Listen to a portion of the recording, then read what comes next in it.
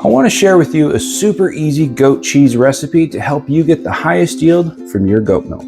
You're going to need a pot, a strainer, all of your raw goat's milk, a food thermometer, and your curdling agent of choice. Take our raw milk and pour it through a strainer.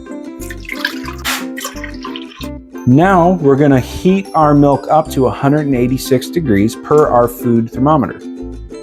Now that our milk is up to temperature, we're going to add our curdling agent. I have a 1/4 cup of pickling vinegar per our 3 quart of milk.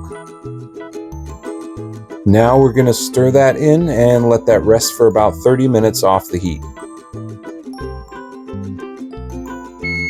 And now we're ready to pour our milk cheese mixture through the strainer.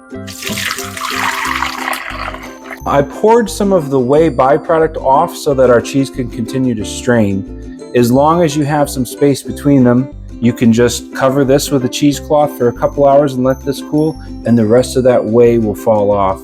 We use this byproduct to help get some nice protein calories to our animals, and we pour it back into their feed, so don't just pour that out.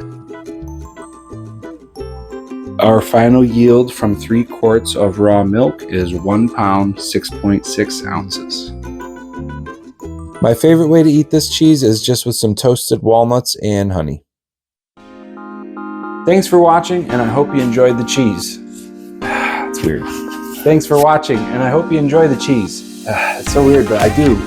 If you want to learn more about farming, check out our website, sleepyhollowstables.com, where we have courses you can sign up for here in Michigan.